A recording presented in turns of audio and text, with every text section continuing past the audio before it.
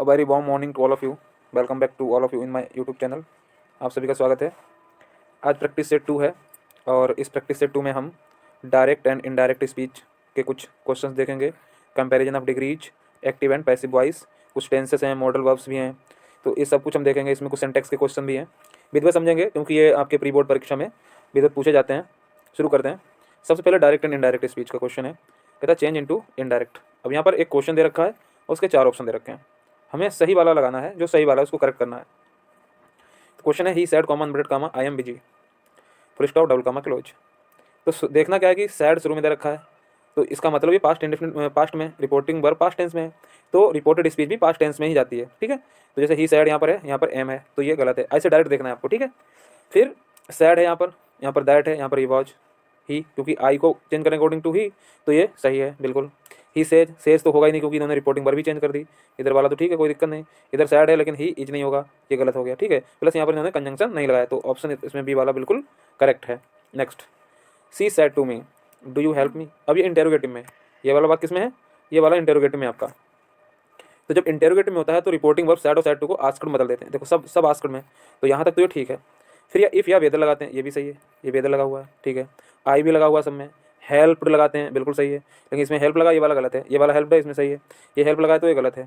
हर होना चाहिए, फिर फुल स्टॉप, तो ये वाला सही है। इसमें हर है लेकिन यहाँ पर क्वेश्चन मार्क दे रखा है, इसलिए ये वाला गलत है। इस तरीके से हम लोग इसको समझते हैं। ठीक है, चलिए थर्ड वाला है the teacher sad work hard. अब ये वाला आपका है इम्परेटिव वाला। ये इम्परेटिव में होता है तो कॉमन वर्डेड कामा की जगह पर यहाँ पर टू लगा देते हैं। चलिए देखते हैं। तो टीचर बच्चों से कह रहा है वर्क हार्ड, परिश्रम करो, तो यहाँ पर क्या है, एडवाइस दी जा रही ना, तो जो भी उसको देख लेते हैं। द टीचर एडवाइज्ड, बिल्कुल सही। टू वर्क हार्ड, ये सही है, ये वाला वाक्य बिल्कुल सही है। फिर टीचर सैड, सैड वाला गलत हो जाएगा। Teacher order that work hard, ये भी गलत है। एडवाइज्ड अस, इसमें अस बीच में दे रखा है इन लोगों ने, तो ये वाला भी गलत है। ऑप्शन यहाँ पर डी नहीं है, यहाँ पर ऑप्शन ए वाला सही है। ठीक है, the teacher advised to work hard, इसमें अस नहीं है तो नहीं लगाएंगे। Next, she said where do you live, आप कहाँ रहती हो, क्वेश्चन मार्क। तो फिर ये किसमें है, इंटेरोगेटिव में। तब इंटेरोगेटिव दो तरीके से बनता है, एक तो हेल्पिंग वर्ब वाला, एक आपका क्वेश्चन वर्ड वाला। तो ये जो क्वेश्चन वर्ड है ना, ये कॉमा इन्वर्टेड की जगह पर कंजक्शन का काम करता है। तो जैसे सैड और सैड टू तो आस्कड हो जाता है, देखो सब में आस्कड लगा, यहाँ तक तो बाकी दोनों चारों में सही है। वेयर लगाया, ये भी सही है, लेकिन वेयर के बाद डेट नहीं आएगा, फिर आना चाहिए यहाँ पर आई, ये गलत है। ये वाला सही है क्योंकि इसमें आई है, फिर लिव्ड, क्योंकि यहाँ पर डू यू लिव है, प्रेजेंट इनफिनिट है तो पास्ट इनफिनिट, ये वाला सही है। डू है, ये गलत है क्योंकि यहाँ पर आई होना चाहिए। आई सही है लेकिन लिव नहीं, यहाँ पर लिव्ड होना चाहिए, तो ये वाला भी आपका गलत है। ऑप्शन आपका बी बिल्कुल सही। नेक्स्ट, फिर आपका है एक्टिव से पैसिव। अब हम देखेंगे एक्टिव से पैसिव वॉइस कैसे बनाते हैं। तो कहता है arrange, sorry change, change into passive voice करना है। सबसे पहला सी राइट्स अ लेटर, ऐसे क्वेश्चन आते हैं आपको। तो अब देखिए इसमें आपका ऑब्जेक्ट है ए लेटर, तो ए लेटर सबसे पहले आएगा, ए लेटर है सब में, बिल्कुल सही, ये चारों में सही है।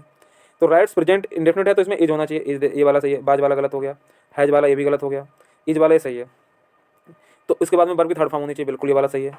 इसमें बींग लगा रखा है, बींग नहीं लगता है, बींग उसमें लगता है जिसमें ऑलरेडी जो प्रेजेंट कॉन्टिन्यूस होता है, तो उसमें बींग लगा करके हम उसका बनाते हैं।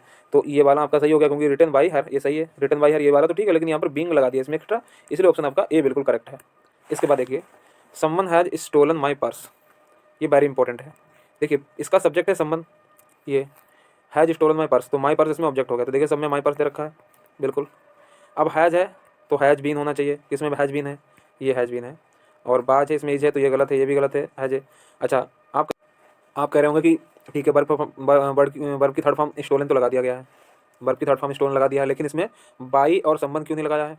तो आपको मैं बता दूं, संबंध हो समबडी हो, ये वाला बाई के बाद नहीं लगता है, केवल इतना ही, किसी ने चुरा लिया, तो किसी तो कोई भी हो सकता है, यहाँ पर कोई निश्चित तो है नहीं, तो इंडेफिनिट है, तो यहाँ पर बाई नहीं लगेगा, यही वाला सही है आपका बी वाला। ठीक है, नेक्स्ट, ओपन द डोर। अब ये आपका इंपरेटिव वाक्य है, ये बात आपको पता होनी चाहिए। इंपरेटिव वाक्य होता है तो कैसे बनाते हैं, ये लेट से बनता है। देखो लेट किस में लगा हुआ है, किसी में नहीं लगा हुआ है, ये तो ऐसे क्लियर हो गया। लेट द डोर के बाद में बी लगता है, फिर ओपन थर्ड फॉर्म लगती है, ये बात सही हो गया, let the door B opened. Next, who wrote this poem. अब ये वाक्य जो हु से शुरू होता है ना, उसको बाई होम से शुरू करते हैं। ठीक है, उसके बाद में अब देखो रोड सेकंड फॉर्म है, तो इसमें बाज लगना चाहिए। देखो किसमें बाज लगा हुआ है, तुरंत, इसके तुरंत बाद बाज, तो इसी में लगा हुआ है, बाकी इनमें तुरंत नहीं लगा, तो ये गलत हो गया। बाज लग गया दिस पोएम और रिटर्न हो गया, क्वेश्चन मार्क तो लगेगा ही, तो ये वाला आपका बिल्कुल सही हो गया, क्योंकि यहाँ पर होम के बाद तुरंत बाज होना चाहिए। यहाँ पे इज है, यहाँ पर हैड है, और पोएम के बाद इन्होंने बाज लगाया, तो ये वाला सेंटेंस गलत हो गया। वैसे ही ऑप्शन इसमें दे रखा है, ए बिल्कुल करेक्ट है। हम ये भी देख रहे हैं, ऑप्शन तो दे रखा है करेक्ट वाला नीचे आंसर, लेकिन है कैसे उसको भी हम क्लियर कर रहे हैं। अब देखो आप डिग्रीज ऑफ कंपेरिजन, कुछ क्वेश्चन डिग्रीज के भी देख लेते हैं। डिग्री क्या है, he is stronger then any other boy in the class. तो ये आपकी पहले तो ये समझो किस में है, क्योंकि देखो जिसमें ई आर और देन दे रखा होता ना ये, तो ये कंपैरेटिव डिग्री में पहुंच जाती है। ठीक है, ये किस में है, कंपैरेटिव डिग्री है। तो कंपैरेटिव डिग्री की अब देखो इसमें क्या कर रखा है इन लोगों ने, सुपरलेटिव डिग्री बना रखी है। तो जो सब्जेक्ट कंपैरेटिव डिग्री का होगा वही आपका सुपरलेटिव का होगा। तो देख लेते हैं, ही इज द लगेगा, स्ट्रोंगर नहीं होगा, वेरी स्ट्रॉन्ग भी नहीं होगा, दा जरूर लगता है यहाँ पर। तो इनमें किसी में दा नहीं दे रखा, इसमें दे the strongest boy in the class. तो ये वाला बिल्कुल सही है। डिग्री क्या होती है, EST तो लगता ही है, डिग्री बीच में होती है, फिर पहले लगता है दा, ठीक है, और एनी अदर फिर हट जाता है। ये बात मैं आपको पहले बता चुका हूँ। तो इसमें आंसर बिल्कुल सही है ये वाला। आगे, no other metal is as useful as iron. तो जिसमें नो अदर दे रखा होता है ना शुरू में, तो वो तो नो वाला तो एनी अदर में चेंज हो जाता है। इसका इन्होंने क्या बना रखा है, इन्होंने यहाँ पर बना रखा है कंपैरेटिव डिग्री बनाया है। तो आपको पता होना चाहिए कि जो कंपैरेटिव डिग्री जो है ना, कंपैरेटिव डिग्री का सब्जेक्ट और पॉजिटिव डिग्री का सब्जेक्ट ये आपस में चेंज होता है। तो यहाँ पर आयरन दे रखा है और उधर क्या दे रखा है, मेटल दे रखा है शुरू में। ठीक है, ये दो पार्ट हैं इसके, तो ये चीज़ समझिए, ये पहला पार्ट है और ये इधर वाला दूसरा पार्ट है। तो शुरू में हम जब चेंज करते हैं ना, अगर पॉजिटिव डिग्री बनाएंगे तो शुरू में हम कंपैरेटिव डिग्री का पहला पार्ट होता है और पॉजिटिव डिग्री का दूसरा पार्ट होता है, इस तरीके से। तो यहाँ पर ये पॉजिटिव डिग्री आपकी, तो इसको हम क्या करेंगे, यहाँ से उठाते हैं आयरन, आयरन हो गया। सेंटेंस किस में है, प्रेजेंट में, तो इज हो जाएगा बिल्कुल सही। द मोस्ट यूजफुल मेटल, अच्छा इन्होंने ये बनाया है सुपरलेटिव डिग्री में। अच्छा इधर देखते हैं, इज़ मोर यूजफुल, दैन लगा नहीं है तो ये बिल्कुल गलत है, ये भी नहीं सही है, ये भी नहीं सही है, तो ये तीनों गलत हैं। इसको इन्होंने सीधे सीधे सुपरलेटिव डिग्री बना दिया है, क्योंकि यूजफुल इसमें दो सालेबल हैं। कितने सालेबल हैं, दो। जब दो या दो से ज़्यादा सालेबल होते हैं तो उसमें सुपरलेटिव में मोस्ट लगाते हैं और कंपैरेटिव में लगाते हैं हम मोर। ठीक है, ये लगाते हैं। तो ये वाला बिल्कुल आपका सही है। आगे देखते हैं, अब यहाँ पे क्या कह रहा है, this book is better than that one. तो आपको पता होना चाहिए कौन सी डिग्री है, ER दे रखा है और दैन दे रखा है, तो ये वाली डिग्री आपकी कौन सी हो गई, ये डिग्री आपकी हो गई कंपैरेटिव। तो कंपैरेटिव से किसमें इन्होंने चेंज किया है, हम चेक करते हैं। तो देखो दिस बुक इधर है तो उधर दैट वन नहीं, दैट वन का मतलब दैट बुक, ये इसका मीनिंग क्या कह रहा है, दिस बुक ये किताब इज मीन्स है, बेटर मीन्स अधिक अच्छी, दैन दैट वन उस किताब से, दैट वन। तो दैट के बाद वन जो है ना, वन का मतलब बुक है, तो इसमें अगर चेंज करें तो थ्रू में दैट बुक लग जाएगा। ये वन का मतलब बुक है। अब ये क्योंकि देखिए आपको पता होना चाहिए, जो कंपैरेटिव डिग्री अगर अफर्मेटिव में है तो पॉजिटिव वाली निगेटिव में बनेगी। देखो और कोई निगेटिव में बनी है क्या, और कोई बनी ही नहीं है, तो ये पहले से गलत हो गई। Not so good as this, this के बाद हम वन लगा सकते हैं अगर लगाना चाहें, तब भी कोई दिक्कत नहीं है, और नहीं लगा रहे हैं तब भी कोई दिक्कत। तो इसमें आंसर आपका ए बिल्कुल सही है। आगे देखते हैं, कहता very few cities are as big as Delhi. अब यहाँ पर एक गलती ये हो गई कि जब वेरी फ्यू दे रखा तो एज की जगह लगाते हैं हम सो, तो यहाँ पर सो बिग एज दिल्ली होना चाहिए, तो हमने ठीक कर दिया। अब ये देखते हैं इन्होंने किस में चेंज किया है, क्योंकि ये पॉजिटिव डिग्री है तो कंपैरेटिव सुपरलेटिव में शुरू कहाँ से होगी, बाद वाले पार्ट से। तो दिल्ली है ना, तो दिल्ली हो गया, ठीक है, चारों में सही। क्योंकि आर है, सिटी ज़्यादा है, दिल्ली तो प्रेजेंट टेंस है तो इजी रहेगा सब में, ये भी सही है बिल्कुल। अभी द बिगेस्ट सिटी, ये बिल्कुल गलत हो गया, क्योंकि इसमें और बाकी कुछ लगाया नहीं, वेरी फ्यू लगता है तो सुपरलेटिव में वन ऑफ लग जाता है। यहाँ पर क्या कर रखा, बिगर, बिगर हो गया। दैन मैनी सिटीज़, ये भी गलत, मैनी के बाद अदर जरूर होना चाहिए अगर कंपैरेटिव बनी है तो। यहाँ पे देख लेते हैं, Delhi is one of the biggest cities, ये बिल्कुल सही है, क्योंकि जब यहाँ वेरी फ्यू होता है पॉजिटिव में तो सुपरलेटिव में वन ऑफ जरूर लग जाता है। और ये वाली भी ठीक हो जाती है अगर मैनी अदर कर देता, यहाँ पर कंपैरेटिव सही हो जाती, लेकिन वो करा नहीं तो इन्होंने ये वाला सी ऑप्शन बिल्कुल सही है, ये वाला तो गलत ही हो गया, ये वाला भी गलत हो गया, तो आपका सी ऑप्शन बिल्कुल करेक्ट हो गया है। ठीक है, next, gold is one of the most precious metals. जिसमें वन ऑफ लग जाता है तो पॉजिटिव डिग्री में फिर वो वेरी फ्यू से शुरू होती है, ठीक है, और कंपैरेटिव डिग्री में देन के बाद मैनी अदर जरूर आता है। मैनी अदर देखो कहीं पे है, तो ये सेंटेंस गलत हो गया। अच्छा, वेरी फ्यू से शुरू हुआ, very few metals are, as नहीं होगा यहाँ पर, सो होगा, सो प्रेसियस एज गोल्ड, ये वाला बिल्कुल सही है। नो मेटल तो बिल्कुल नहीं होगा, गोल्ड इज बिल्कुल नहीं, तो सिंपल बना दिए।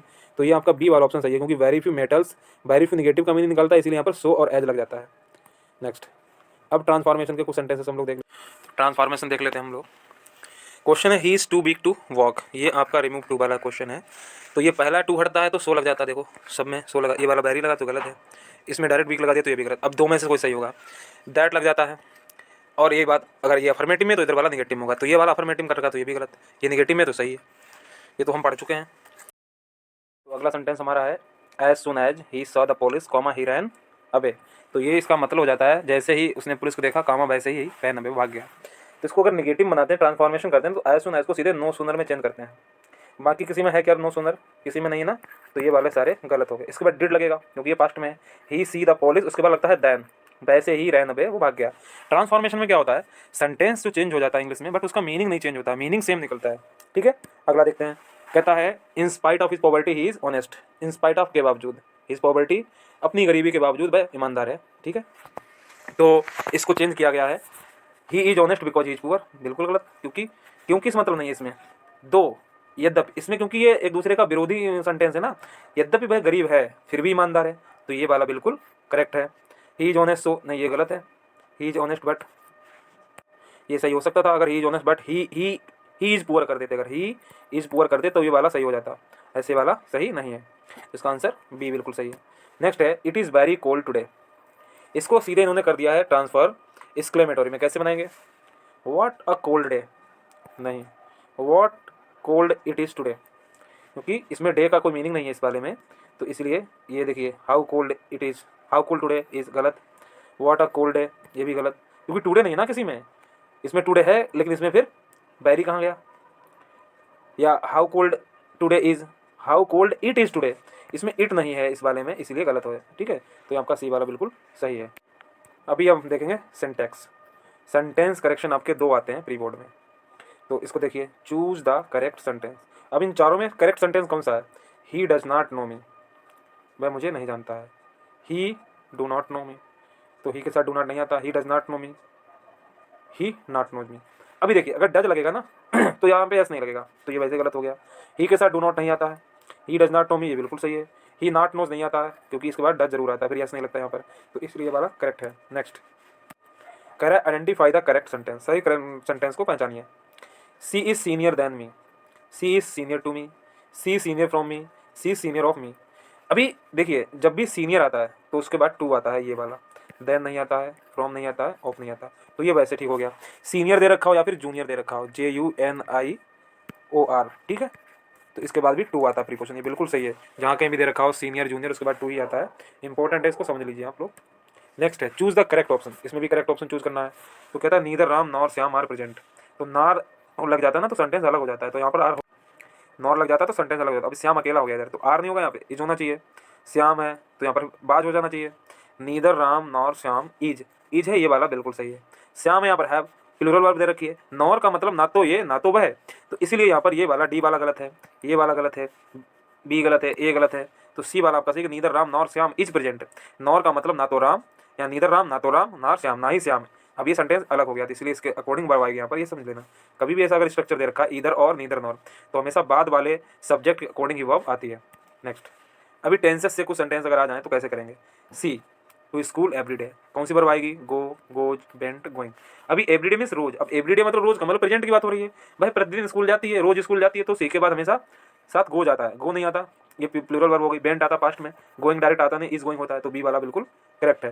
फिर 22 में क्या है? दे द वर्क बिफोर नाइट, तो दे फिनिश मतलब वो कह रहा है कि उन्होंने काम खत्म कर लिया, बिफोर नाइट रात से पहले, तो क्या फिनिश्ड या करेंगे, फिनिश्ड विल फिनिश करेंगे रात से पहले, रात होने से पहले मतलब वो काम खत्म कर लेंगे, तो इसका ऑप्शन बिल्कुल सही है, ये सी वाला आपका ऑप्शन बिल्कुल करेक्ट है।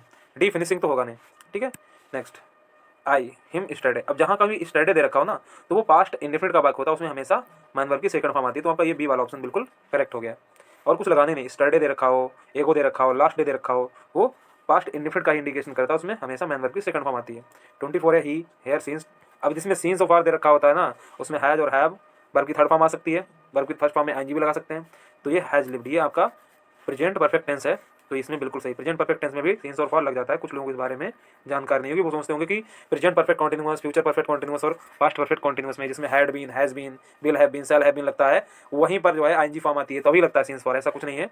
ये भी होता है कि पास्ट जो प्रेजेंट परफेक्ट, केवल प्रेजेंट परफेक्ट साथ में सीन्स फॉर लग जाता है।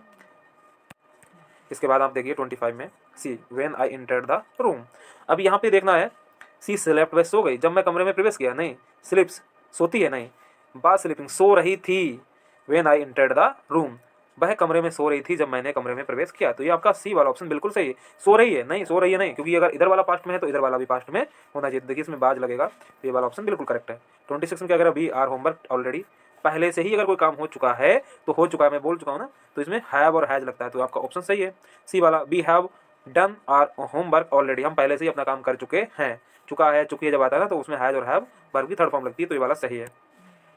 मॉडल्स, ये मॉडल एक्चुअली वर्ब है, इसमें can, could, may, might, will, would लगता है। यू रिस्पेक्ट योर एल्डर्स, तो यहाँ पर ये कर्तव्य की बात, जब भी कर्तव्य की बात होती है वहाँ पर शुड लगता है। You should respect your elders, you should respect your country, ठीक है, you should save your country, तो शुड का जो है मीनिंग हमेशा कर्तव्य बोध के लिए आता है, तो इसलिए हमेशा शुड लगता है वहाँ पर। कम इन सर, क्या बोलते हैं हम, मे आई कम इन सर ना, तो इसमें मे वाला रहता है, तो हम लोग बोलते हैं, अक्सर बोलते हैं। अगला है आपका ही सॉल्व दिस सम इजली। देखिए मीनिंग निकालते हैं, सॉल्व दिस सम इजली, आसानी से सॉल्व कर सकती है इस सम सवाल को। तो शुड मीन्स चाहिए होता है, कैन मीन्स सकती है, मस्ट मीन्स चाहिए होता है, नीड मीन्स आवश्यकता है। तो सकती है का मीनिंग सिर्फ कैन लगाता है, तो यहाँ पर यही आएगा, he can solve this sum easily. वह कर सकता है, सॉरी अभी कर सकती बोल दिया मैंने, तो यहाँ पर he can solve this sum easily, वह इस सवाल को, सम मीन्स होता है सवाल, आसानी से हल कर सकता है। क्वेश्चन नंबर 30 कहता है बी ओबे द रूल्स। तो यहाँ पर जब रूल्स की बात होती है ना, तो रूल हमको जरूर, अवश्य, तो मस्ट का मतलब होता है बिल्कुल, जरूर, अवश्य, तो we must obey the rules, बिल्कुल सही, हमें रूल अवश्य मानने चाहिए, रूल के अकॉर्डिंग ही हमको काम करना चाहिए। कैन नहीं होता है, मे नहीं लगेगा, कुड नहीं लगेगा, इसका मीनिंग नहीं निकल रहा ना, we can obey the rules, हम रूल ओबे कर सकते हैं, नहीं मे का मतलब भी सकते हैं, कुड में सकते थे, कोई मतलब नहीं, मस्ट होगा सिर्फ। 31 she be at home now, वह हो सकती है, उसको होना चाहिए, चाहिए का मीनिंग होता है मस्ट, ठीक है। कैन मीन सकती, शुड मीन्स चाहिए, विल मीन्स होगी, तो she must be at home now, वह अभी घर पर अवश्य होगी, या उसको अवश्य घर पर होना चाहिए, उसे अभी घर पर ही होना चाहिए, ऐसा मीनिंग निकालते हैं ना, तो ये मस्ट का निकलेगा। आंसर भी है यू नॉट वेस्ट टाइम, तो यहाँ पर फिर कर्तव्य बोध, तुम्हें अपना समय नष्ट नहीं करना चाहिए, समय नष्ट करने से प्रॉब्लम होती है, you should not waste time, ठीक है। नेक्स्ट, अब ये आर्टिकल से क्वेश्चन आगे प्रीपोजिशन से, he is honest, honest man होता है, ये जरूर है, आपको लग रहा होगा ये तो कॉन्सोनेंट है, लेकिन नहीं, इसका हिंदी में निकल रहा है ऑनेस्ट, तो ये छोटा और बड़ा क्या होता है, ये आपका होता है वोवेल, हिंदी में स्वर बोलते हैं, जब हिंदी वाले स्वर के अकॉर्डिंग अगर किसी का उच्चारण हो रहा है तो उसमें हमेशा एन आता है, तो ये वाला बिल्कुल आपका सही है। सी लिव्स, अब दिल्ली एक बड़ा शहर है तो उसमें हमेशा इन लगता है, ठीक है, बड़ी सिटी के लिए इन लगाते हैं, गाँव के लिए एट लगाते हैं, स्कूल के लिए एट लगाते हैं, ओन तब लगाते हैं जब कोई चीज़ किसी के ऊपर रखी हो, ठीक है, आने जाने के लिए टू लगाते हैं, going to home, going to market, ठीक है। Next, he is fond music, fond के बाद हमेशा ध्यान रखना ऑफ लगता है, फॉन्ड ऑफ होता है, तो आपका ये बी वाला सही है, फॉन्ड ऑफ म्यूजिक, ये रट लो बिल्कुल, फॉन्ड ऑफ मीन्स होता है शौकीन होना, म्यूजिक का शौकीन है, तो बी सही है। The cat jumped the table, कोई नीचे से ऊपर को अगर जाती है ना, कूद के उस पर, तो ऑन लगाते हैं, वैसे यहाँ पर लगना चाहिए अपॉन, जंप करके अगर आई है ना तो ये वाला ऑप्शन गलत है, यहाँ पर लगता है upon, jumped upon the table, नीचे से ऊपर गति करते हुए कोई चीज़ आती है तब वहाँ पर अपॉन लगाते हैं। ऑन हम तब लगाते हैं जब वहाँ पर कोई चीज़ ऑलरेडी रखी हो, पहले से ही रखी हो, तो यहाँ पर अपॉन लगेगा, इस चीज़ को आप समझ लो, इसमें अपॉन लगेगा, ये नहीं लगेगा। इनटू मीन्स होता है गति करते हुए किसी पानी, रिवर या किसी चीज़ में अंदर जाना, जैसे ही jumped into the river. At होता है जैसे किसी के पास होना, दरवाजे के पास होना, at the door. Over, over भी मतलब होता है किसी के ऊपर से गति करते हुए निकलती है कोई चीज़, जैसे जैसे aeroplane flu over the town, town के ऊपर से उड़ गया, ठीक है, तो ये ओवर तब वहाँ पे लगता है इस सेंस में, ठीक है। यहाँ पर गति करते हुए कोई चीज़ ऊपर आ रही है तो आप अपॉन लगाएं, गति करते हुए अंदर जा रही है, पानी में जा रही है, तो उसमें इनटू लगता है, ठीक है। तो ये थी आपके आज के कुछ सेंटेंसेस जिसको मैंने अभी आपको प्रैक्टिस करवाई है, प्रैक्टिस सेट 2 था हमारा, और नेक्स्ट हम आपको इसका और कुछ मटेरियल लाऊंगा मैं अगले वीडियो में, और इसको आप कई बार समझ लें, सीख लें, और कहीं पर कोई दिक्कत है, समस्या है, आप कमेंट कर दीजिए मुझे, तो बाकी मिलते हैं फिर नेक्स्ट वीडियो में, ठीक है। Thank you.